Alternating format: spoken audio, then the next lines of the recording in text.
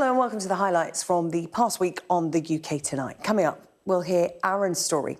He was sentenced to prison for nearly 2.5 years, but 18 years later, he is still behind bars.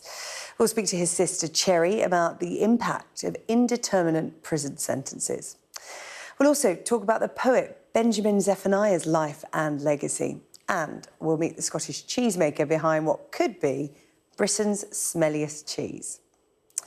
But first, the school's watchdog Ofsted has apologised after an inquest concluded that one of its school inspections had likely contributed to the death of a head teacher.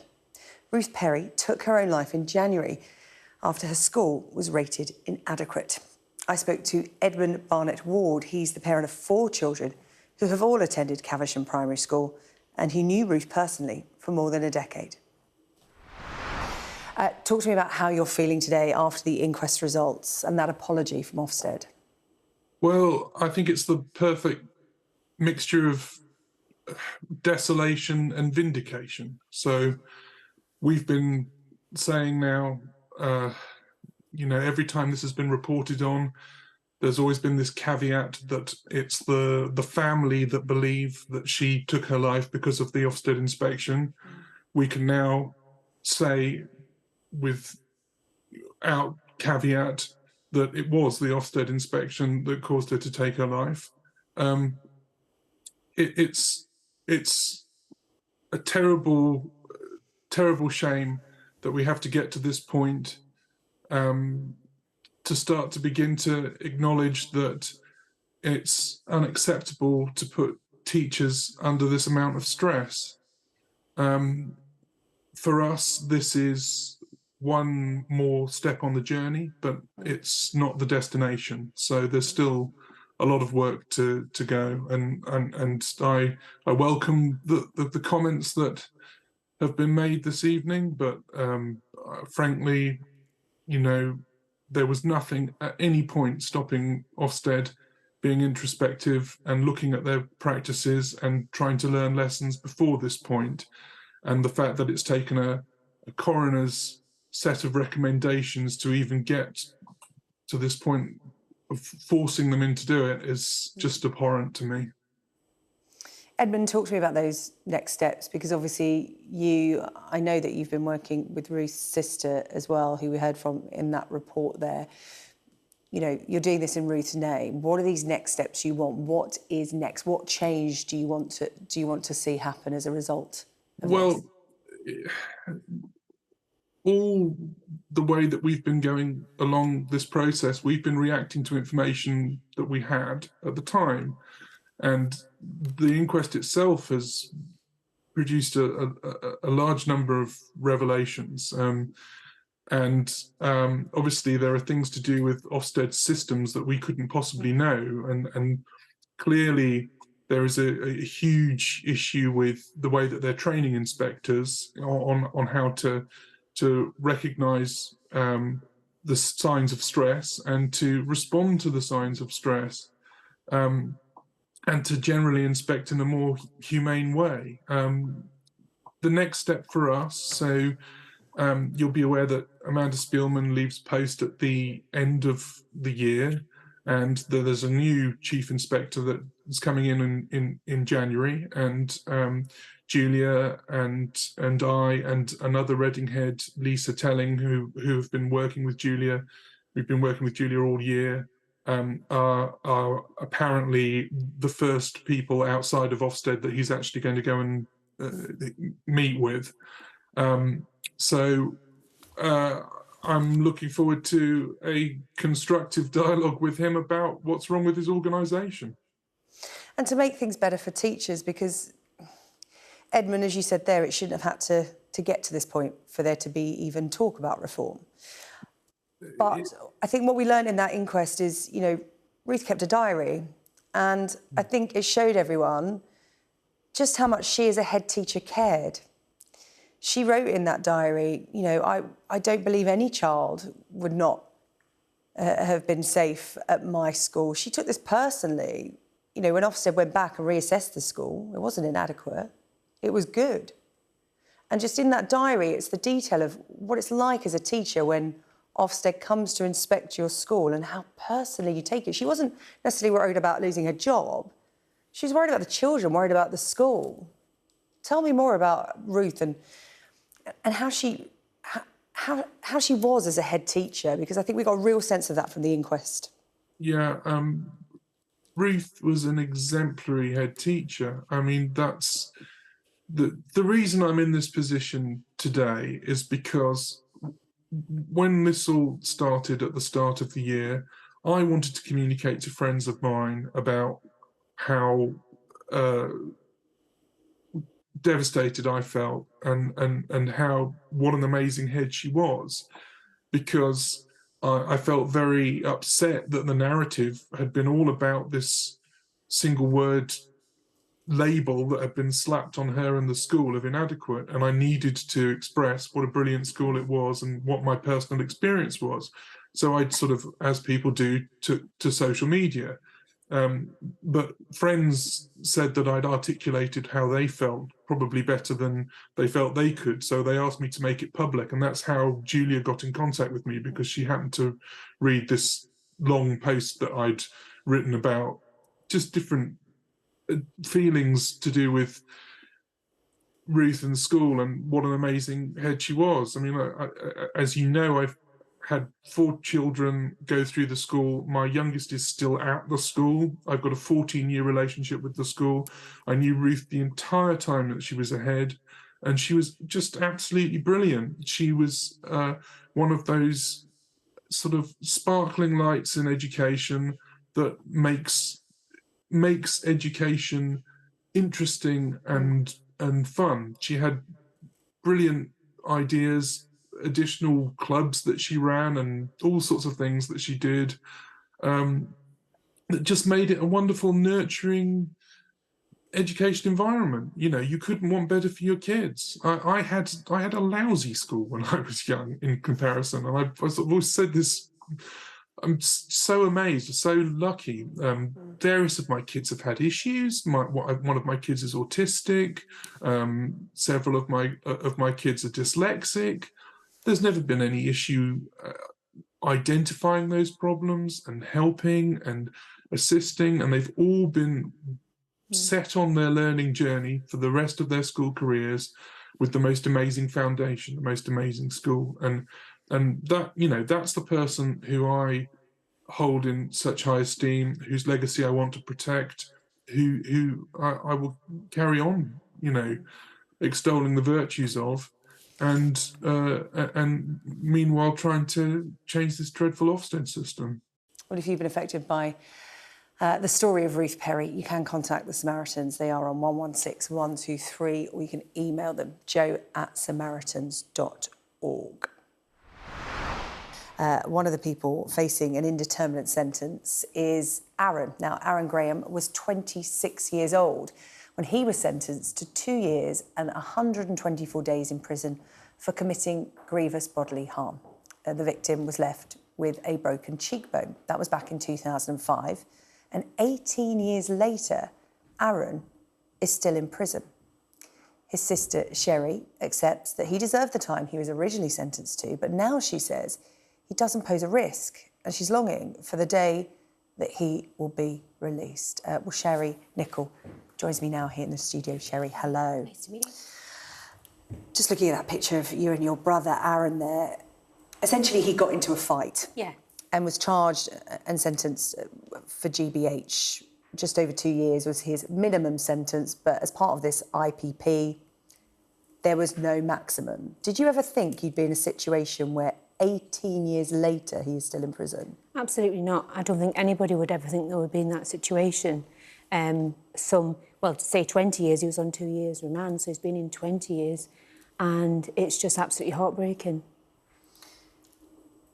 What has been happening in that time? Because presumably both you and Aaron, the rest of your family and friends thought, well, you know, it could be 2 years, maybe 5, not 18.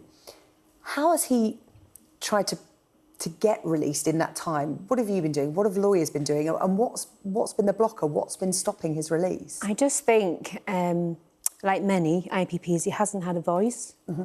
And there's been instances where he could have been progressed.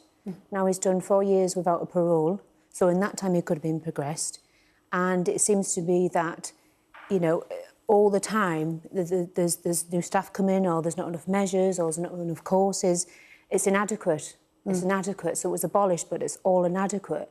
And it seems to be that they're all forgotten and we're no further forward. Yeah, well, the government did see that this measure was inadequate, as you put it, so they abolished it. But there are over 3,000. Aaron is one who's still in prison.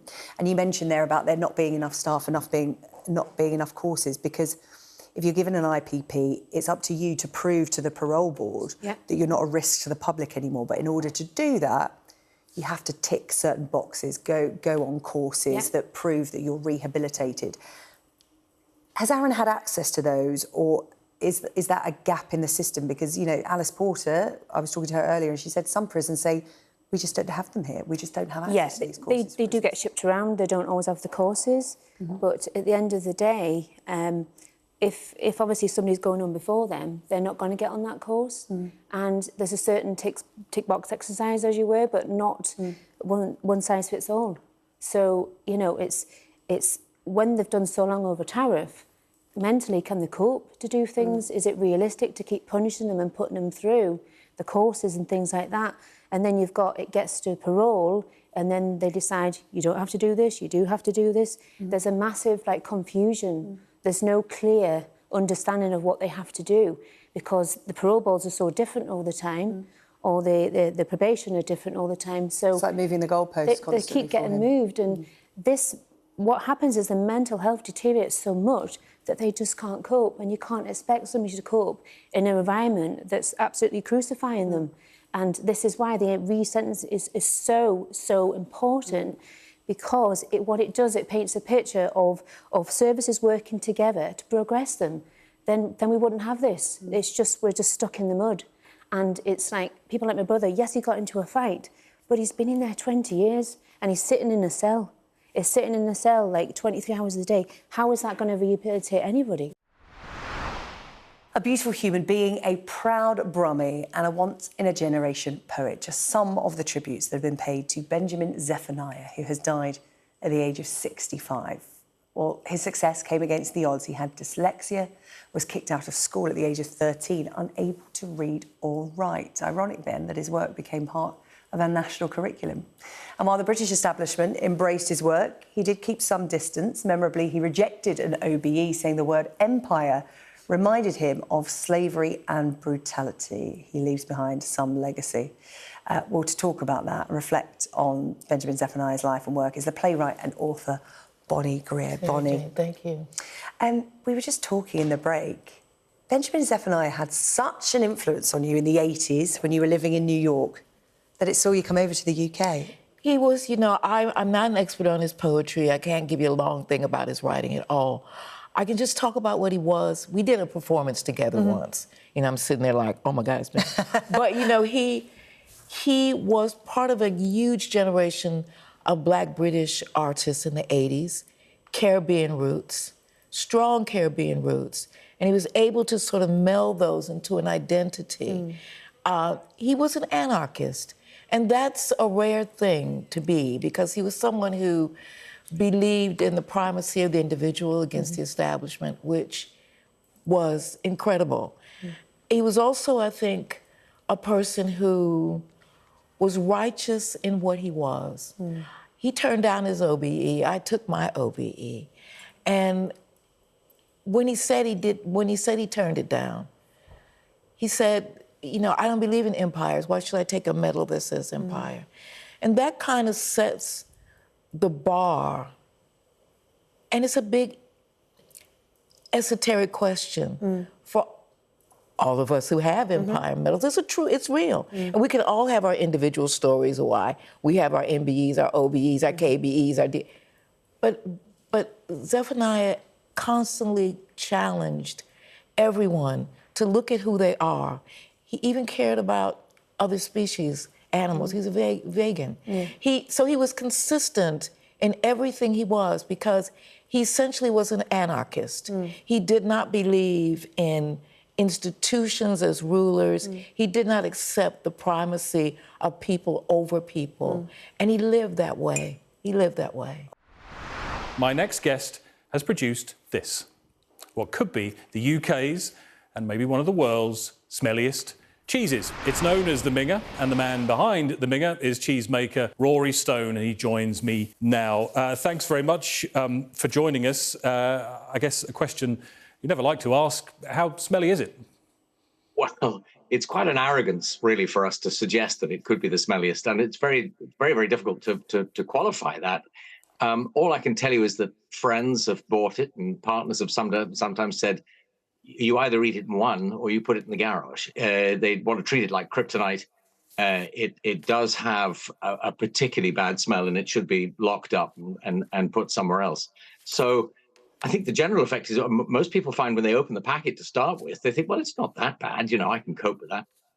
But if you put it in the car and then go and do some shopping and come back, you'll definitely know all about it. If you put it in the fridge and you open the door, you think, time to get the dog out of the house. Something's wrong with Grandpa.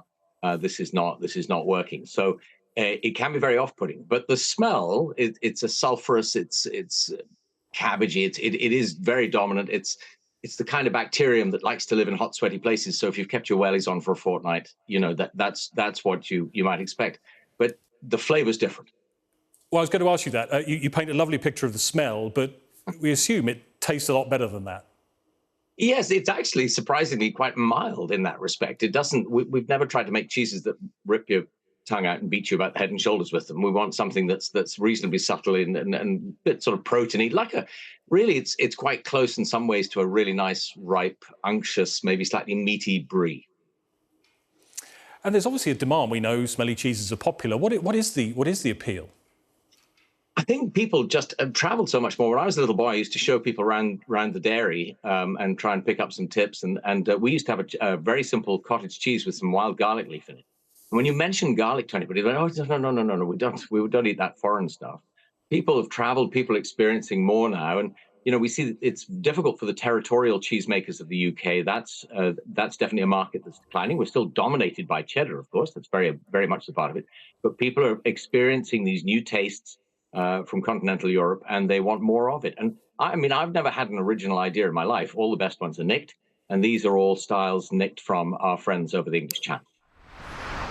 Now, a team of experts and tens of thousands of public votes selected Riz as the word that most captures 2023. And if you don't already know what it is, it's used mainly by Gen Z to describe someone's ability to attract a romantic partner. Other words in the shortlist from the Oxford University Press included prompt, meaning an instruction given to an artificial intelligence program algorithm, which determines or influences the content it generates.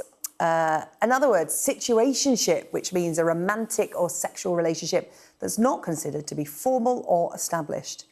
And Swiftie, you know this one, you kind of escaped it. It means an enthusiastic fan of the singer Taylor Swift. Well, lexicographer and Countdown's very own Susie Dent joins me now. Susie, to my shame, I did not know what Riz was until today.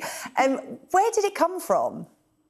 Oh, it's just spiked in the usage graph so much this year, Sarah-Jane, and it's a shortening of charisma, essentially, and that's quite a productive way of creating new words. Actually, is just lifting the middle of the part of word. We have fridge and flu and a similar sort of thing, and it has suddenly taken off on TikTok. There are many riffs on it. It's a verb, it's a noun, and the way that we analyse these things, and as you say, it was put to the public vote, which I think was brilliant because English moves democratically, not by authority, and then was mediated by Oxford University Press. They were looking at the data and just saw how often people were using it, how differently they were using it, quite quickly. It was evolving very quickly in lots of different ways. So you could tell it was going to be a stayer. So how would you use Riz? You would use it as in, he's got great Riz, or someone will be rizzing you up, for example. There are now Riz techniques. We might reach peak Riz before too long, and that would be another variation. But it's interesting. It is, as you say, it's quite a generational thing. So in my experience, asking anyone under 30, they immediately know what Riz is. And it might seem slightly frivolous, but I think so many of the words on Oxford's shortlist were actually to do with dating, to do with relationships. And I think maybe after the pandemic, we are reanalyzing who we are and how we interact with other people. And as you say, Gen Z, a lot of young people occupying that online space and suddenly propelling these words out there. And then they're slipping into the mainstream as well. So they're not restricted to a certain group. That's it for this week. We'll be back at 8 o'clock on Monday night. See you then.